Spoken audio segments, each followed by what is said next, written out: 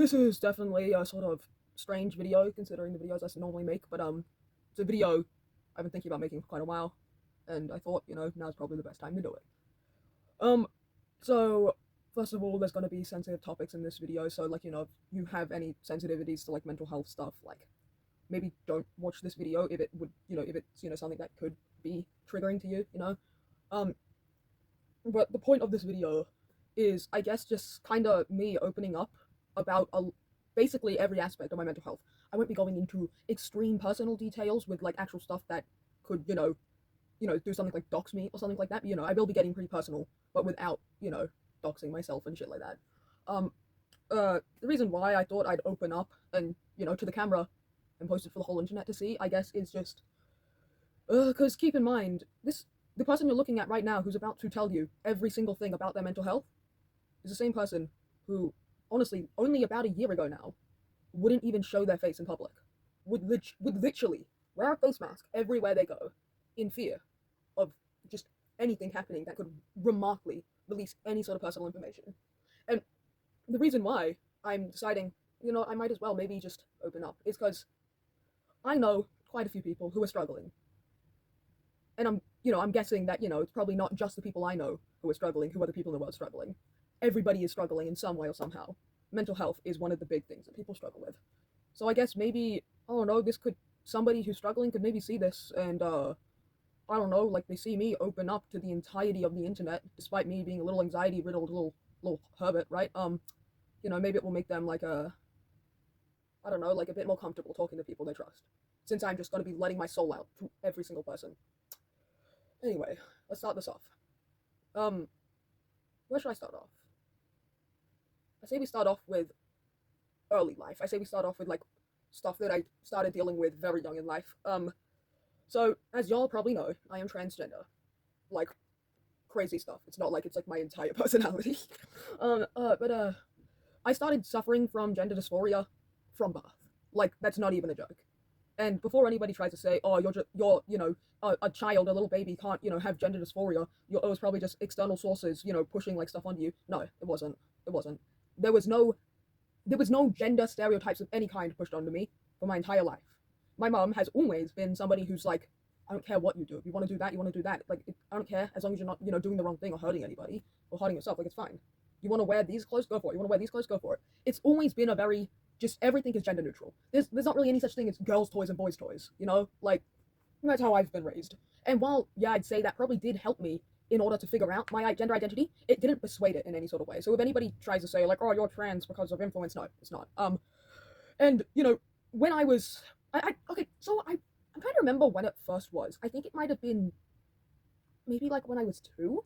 It was when I was 2, I think, because that's when I first started learning how to walk and talk and stuff. So ever since I knew how to talk and state what I want and what I want to wear and dress myself and stuff, I've always, not always, currently, I don't really wear very girly stuff anymore. But when I was younger, despite being biologically male, I wanted nothing to do with the more masculine shit. I wanted to wear the feminine shit. I wanted to wear a pink tutu. I would wear a pink tutu every single day. Not even joking. I would wear an Olaf dress every single day. Not even joking. Yeah, I would like alternate between days. It would go Olaf dress, pink tutu, Olaf dress, pink tutu. I really wanted to be a ballerina. Like it was not, your typical boy stuff. And my mom never really even, she never really questioned it. Because like she had hints that like she had suspicions that I might be trans or something, right? But she wasn't ever like she didn't even really ask me it, or she didn't even mention transgender, like what transgender is, because she didn't want to accidentally force anything on. All right, um, so she but she also had like sort of in the thoughts of the back of her mind like it might just be my autism, because like I was obsessed with Peppa Pig when I was a little kiddo, right? And Peppa Pig, they're pink, so maybe that contributes to why I wanted to wear pink all the time, right? But my mom also didn't really say anything like that either. My mom just kind of like just didn't really question it. I guess like she was questioning it, but not verbally, or not to me at least. Um, uh, However, though, what I feel like finally made her click that oh, this actually is more than just oh, it's just her autism. Was I would have been I I want to say somewhere between 3 to 5, maybe like somewhere in that range is when I first started. But I started just anytime I would see my genitalia, I would have an episode. Like I would, if I was going toilet, if I was showering, I would then see my genitalia, and I would start bawling my eyes out, and then I would try to mutilate my genitalia from anything, just using my hands and punching it. grabbing it and trying to rip it off, getting scissors and trying to cut it off, anything I could do to try and remove it, because I did not view it as a part of my body. I viewed it as a tumor. And the thing is I wasn't feeling any pain during it. I was so detached from it that it physically did not hurt to have it starting to tear as I was viciously ripping at it. And I still have scarring down there till this day. And, you know, gender dysphoria sucks. Who knew, you know? But I don't think a lot of people tend to understand the extent of what a lot of trans people go through. And I'm not saying it's every trans person who goes through this, and I'm not saying, you know, you need to go through this to you know, be trans. But gender dysphoria, while it can be more subtle sometimes, a lot of the times, it's something that will permanently harm you, not just mentally, but physically as well.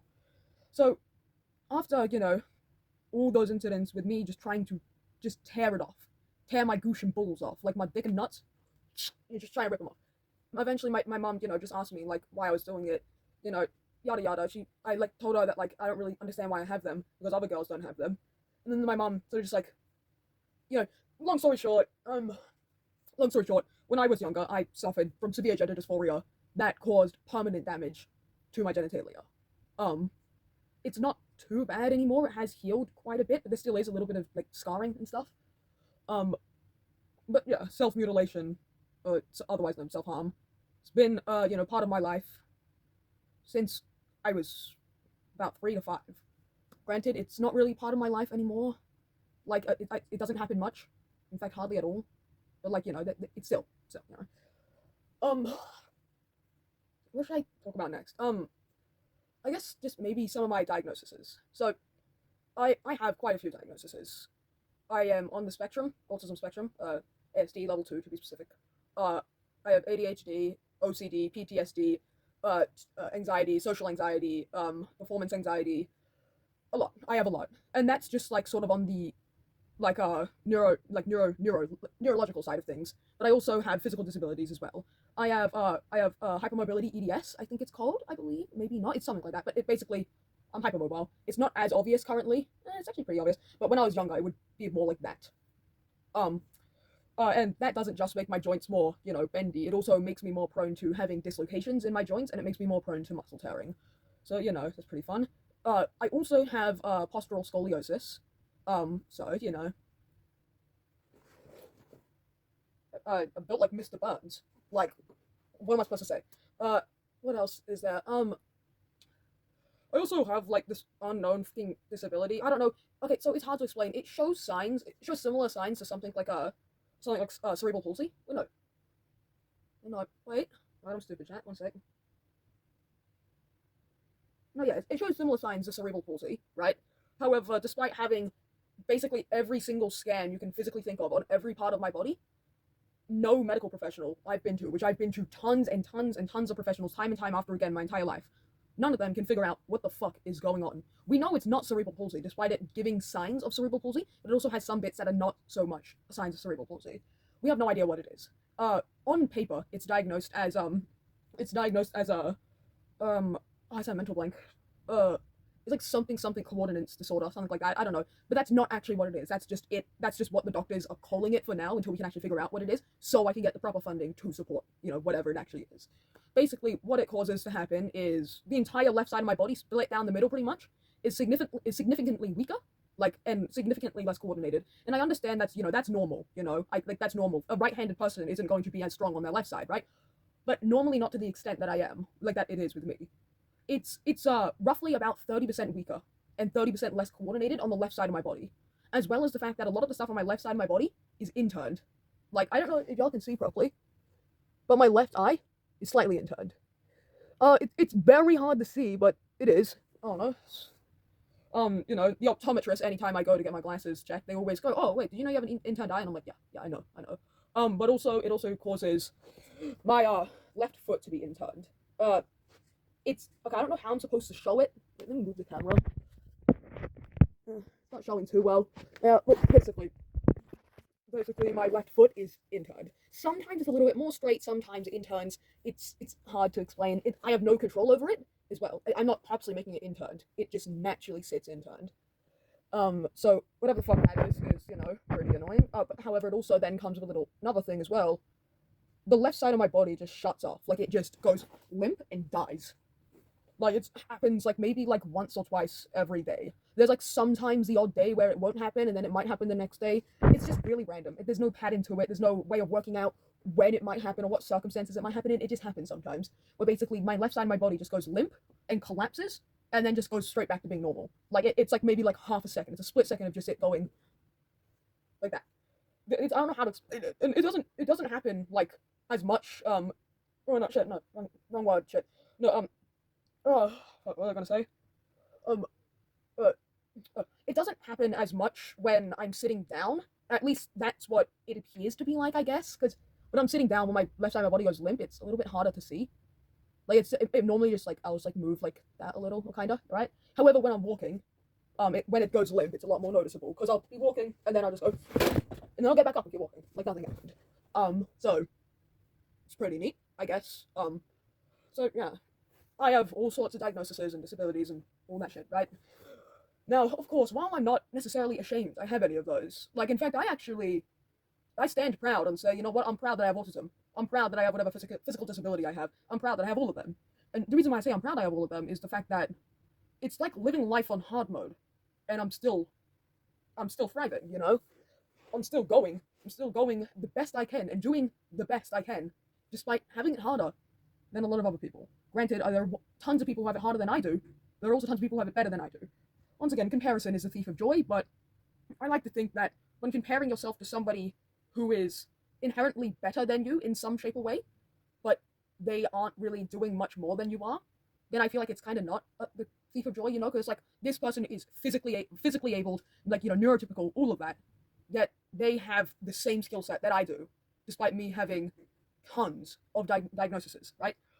Um, but while I'm not ashamed that I have these disabilities and stuff, what I do kind of not like about having them is the just constant harassment that comes along with them. And that I don't even blame that on the disabilities. I blame that on the societal structure. All right, like, the amount of times that I get called, I don't think I can say those slurs, tons of ableist slurs. Most of them I can't even say because they call me stuff like the R slur and shit, which I don't have the right to say. That's not a slur towards my group, my minority group. Like, if they called me like an autist, I would understand, but it's like I doubt they even know that slur. The only reason I know it is I looked up, like, oh, is the R slur a slur for autistic people? And it's like, no, it's not. But this one is. Autist is for autistic people. And I was like, yeah, that's what I thought. I now know that autist is a slur as well, but I didn't think the R slur was for autistic people, right? I'm getting off topic, but, you know, I get called slurs constantly. I've fucking gotten a lot of constant harassment all the time. Most of the time, it's at school as well. That's just how it goes, and I understand, yeah, it's a public school. It's a school in general. There's going to be dicks there, right? However, though, there's a difference from, like, you know, just, like, calling somebody a name or, like, teasing somebody or bullying, or even just actually bullying somebody, alright? And then purposely picking on the disabled child because they're disabled and calling them targeted slurs. There's a big difference. Bullying would be peer to peer with no you know, what's it, with no, like, power dynamics. They're both equals, and then they're going back and forth with each other, one of them going at the other one. But as soon as you have, like, somebody who is completely, you know, like, normal, targeting disabled children, like, purely for the point of making their day worse because they're disabled, it's no longer bullying, that is targeted hate crimes. So I get a lot of those, not only for my disabilities, but also the fact that, you know, apparently I'm a person of color. I don't know, people call me the N-word a lot. Fucking hell. I just want to go on a little side note. Guys, please, if you're going to be a bigot, at least have, like, the brain cells to call somebody a slur that's actually for their group, like, the group of people they're a part in. Like, Jesus Christ, I am white as Christmas, dude. Why are you calling me the N-word? Like, huh? Like, you're not even offending me at that point. You're just offending random people who have no idea, like, any sort of, you know, what's going on. They just hear the N-word and then they look towards it, and you're just pointing at a white dude and calling him the N-word. Like, huh? First of all, you shouldn't be calling anyone the N-word. But, like, why are you calling a white person the N-word? That's like if I went up to some straight guy and I called him a faggot. He's not gay. Why would I call him a faggot if he's not gay? I don't know. Anyway, let's get back on topic. Not only is there also just constant harassment and hate crimes towards me for, you know, being disabled, but also just the fact that it often feels like there's nothing I can really do about it. And if we're being honest, there isn't really anything I can do about it. There will always be bigots in this world, but there's going to be an exponential amount of more amount. There's going to be an exponentially large amount more of them. I can't speak. Oh my gosh. There's going to be a whole lot of more of them. There's going to be a whole lot more of them if the society that we're building is a society built around hatred. And that's what I see a lot of people doing. And listen, I'm not talking about anyone specifically, or I'm not even talking about any situations specifically, but I see hatred a lot. Even people who are like trying to like just vent and stuff tend to be spreading hatred during their vents. The thing is even if somebody is an asshole, it doesn't give anybody the right to be an asshole. To them or to anyone else. Two wrongs don't make a right. More hatred is only going to make the world worse. And it's already worse enough, you know? Alright, so we move on to the next topic. This topic, I guess, I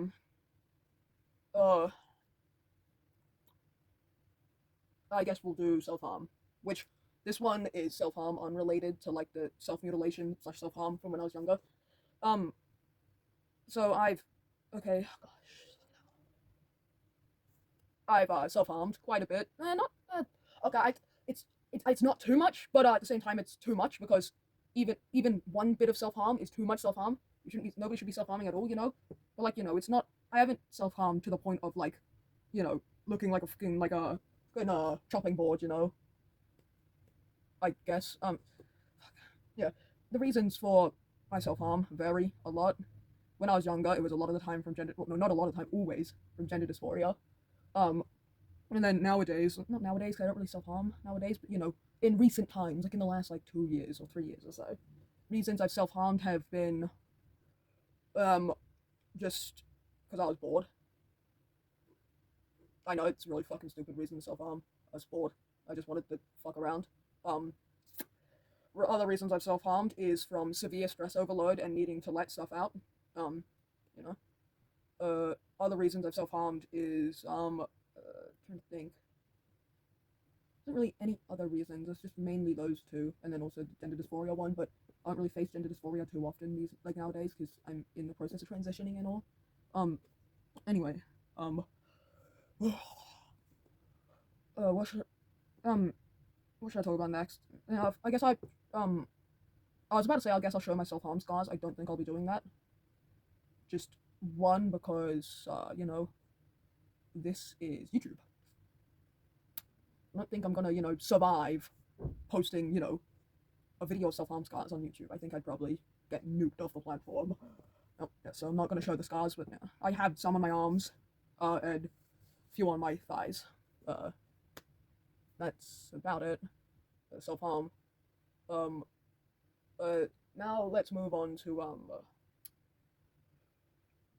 uh, hmm, hmm. Let's move on to I guess just like some random tidbits of trauma. First one I'll get off the bat. Back in year three, it would have been. I think maybe term 3 or term 4 of year three. I was just fucking around, right? Like I don't even remember what I was doing. Honestly, I don't remember what was going on. It's all in a bit of a daze. It's a bit hard to talk about.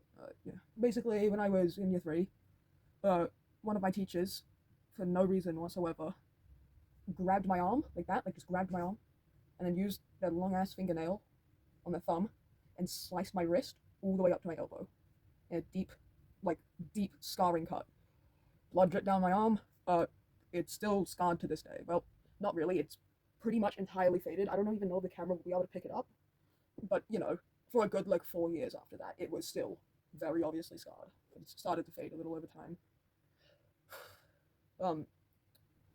What other stuff? There's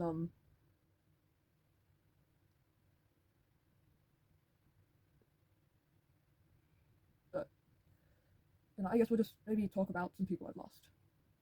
So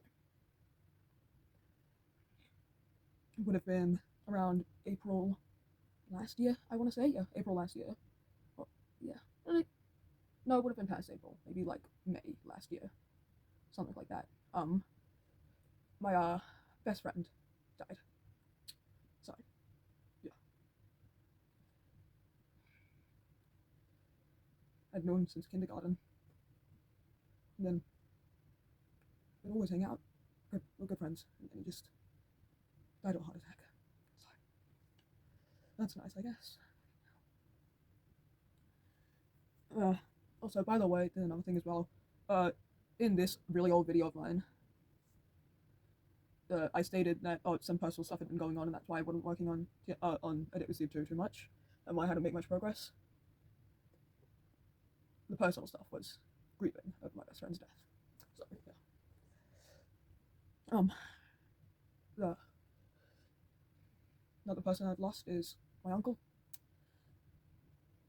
Would have been back in 2023, but I lost him.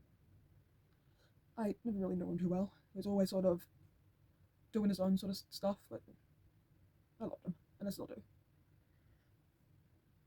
May he rest in peace. I've also lost quite a few pets, and I know, if anybody's about to say stuff like, oh, it's just pets, it doesn't matter. Go fuck yourself. Genuinely, go fuck yourself. If you think that just because something is in a human life that it doesn't have value, go fuck yourself. All, like living creatures, have equal value. Like, I'm talking plants, fungi, bacteria, singular cellular organisms, animals. And by the way, animals is including humans, keep in mind. Literally all of it. All of it is equal. Nobody, regardless of anything about them or anyone else or anything else, deserves to die. Like, I know it's not the best idea to get political, but like, Charlie Kirk, let's take him for example. Yeah, he did some fuck shit, and I didn't agree with any of the stuff he said. But he didn't deserve to die. If anybody thinks that Charlie Kirk deserved to die, go fuck yourself. Genuinely, get off my channel. Never watch my channel again. I don't want it to be associated with anybody who doesn't value all life for what it is. And what life is a one-time thing that cannot be replaced. Unless, you believe in stuff like the afterlife and stuff. I personally don't believe in anything like that. If you do, I'm not going to judge you. You do you. Even if there is an afterlife, or even if there is reincarnation, it's still, there's no point in, like, not valuing life of yourself and everything else. Yeah. So, to list off, some pets of mine who have died, there was, my cat, Laurie. So, yeah.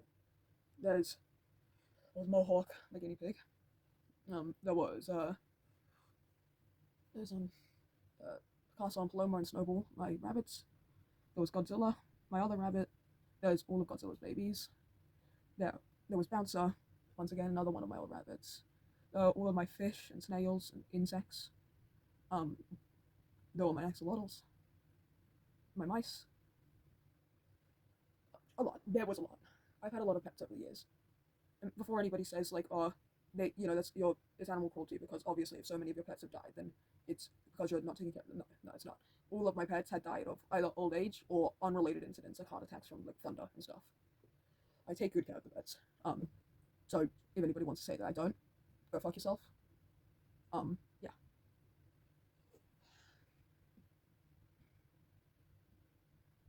All right.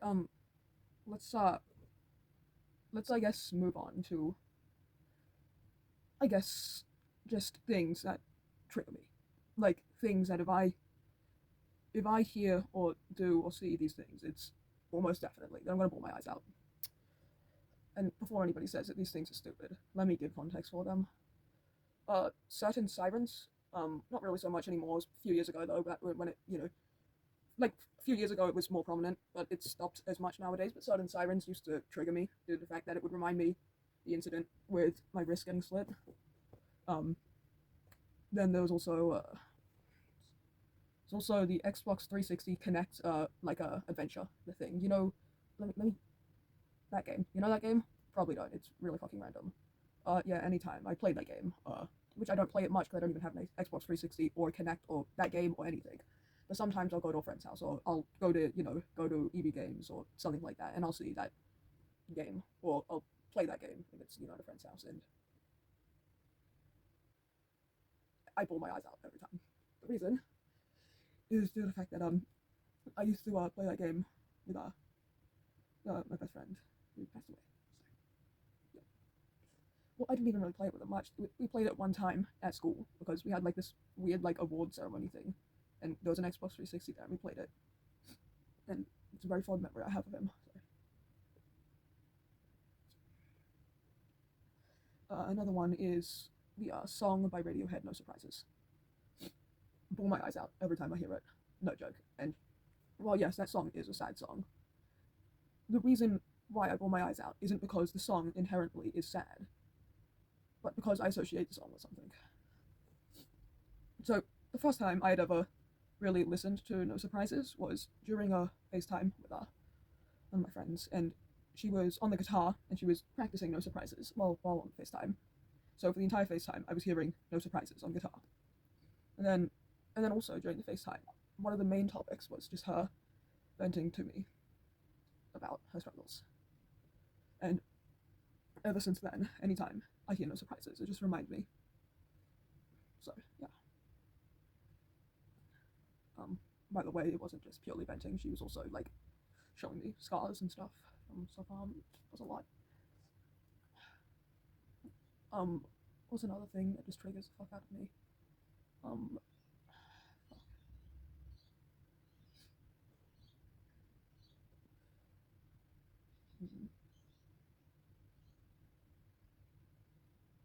Can't really think of any other major triggers of mine related to, like, trauma-based incidents and stuff, and just intense incidents and stuff. Yeah, I kind of can. Not really though. I don't know. I bet you there's probably at least like one trigger that will remind me of my biological father. So yeah. For context, he was incredibly abusive. Yeah. So that was nice. I don't know why I'm saying that was nice after everything. None of this is nice. It's not. Let's think. What else is there?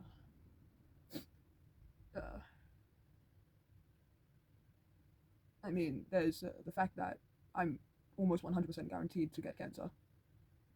Like, no joke. Runs in my family, so probably sometime in the next maybe 5 or 6 years, probably start developing cancer. So that'll be, new chapter, I guess. Uh,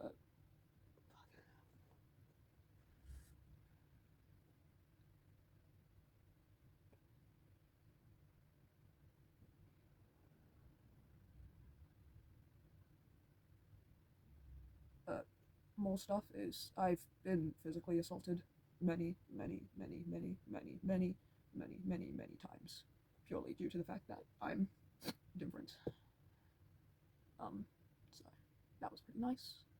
Once again, I don't know why I'm saying that was pretty nice. It's not nice. I guess it's just me trying to make small talk or something. I don't know.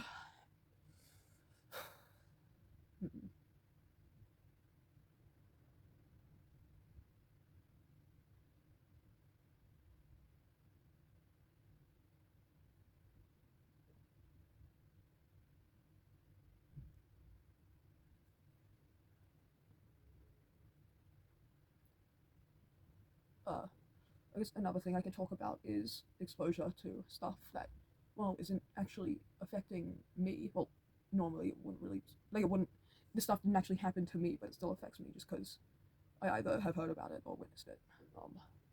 Stuff includes child sexual assault. Did not witness that, but one of my friends was sexually assaulted. So that's a lot. I understand, like, I don't know why I get so emotional about it. Shouldn't be my trauma. But it's not my trauma, it's her trauma. But, it's just painful, I guess. I often forget that shit like that happens way more than you think. And it pains me when I meet somebody.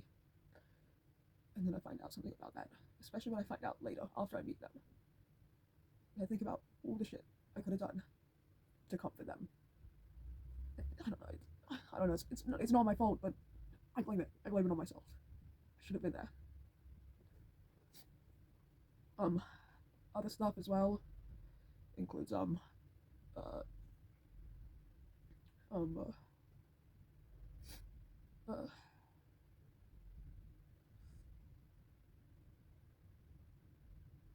fuck, I don't know.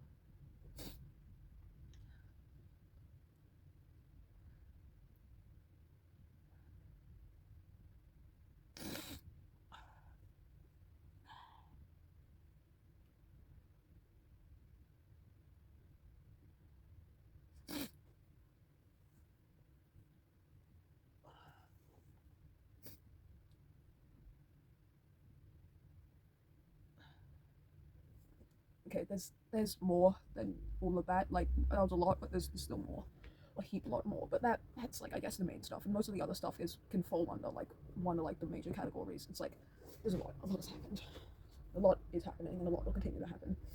And I guess, as I said at the start, the point of this video is that if I can open up to the entirety of the world, everybody on the internet, publicly open up with personal stuff that I don't really even know how to express, like, to myself, and just opening up the entire internet.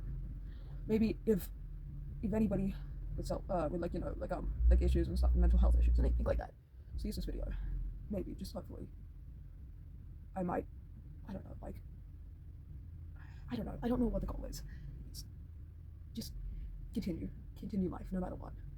Don't let it end until it ends. All right, like, listen, I understand that compared to other people, I haven't been through much, but I've been through a fuck ton, and I'm going through a fuck ton, and I'm going to continue to go through a fuck ton. All right, but still, I know that I and everybody else has the ability to continue and to get through whatever's going on. If you're seeing this and you're thinking of, self-harm or suicide or anything like that, I want you to look yourself in the mirror, and I want you to tell yourself that you matter. I want you to say it out loud and say that you matter. And you may feel a bit corny saying that, but I want you to push past the corner. I want you to stare yourself in the mirror and tell yourself that you matter. Because the truth is that you do. Everyone does. And while I might not fully understand whatever you're going through, mainly just because I don't even know you, most likely. Like, you're most likely a random person I've never met because I'm friends probably on the internet, but like, majority of people probably haven't had the same experience that you have had. But I think it's safe to say the majority of people have still had at least something similar. And majority of people have the empathy to try to help. All you need to do is reach out. Whether that's reaching out to somebody you trust, like a close friend, family member, even like something like a teacher or something, or that's reaching out to something like a therapist or a psychiatrist or anything like that, or that's reaching out to something like a mental health hotline and stuff like that. There are ways, okay? There are ways to get help. But here's the thing, nobody knows that you need help unless you say so. So, I guess to wrap it off, I guess I'll just say one thing. Don't do it. Don't do anything stupid, okay? I'm not saying don't do anything stupid as in something stupid like, getting a math question wrong. No, that's fine, okay? I mean don't do anything stupid. And by stupid, I mean harming yourself or harming others or taking your own life or taking others' lives or anything like that. Stuff like that. Anything that will cause harm to yourself or others is stupid. It's genuinely stupid. And I understand that I'm being a hypocrite with that. I've self-harmed before. And guess what? I'm stupid. We're all stupid. We're all hypocrites. That's just how humans work. We are all hypocrites. Every single person is a hypocrite. That's just how it is. Okay? But that does not mean that it's hopeless. Stupid Sam, out.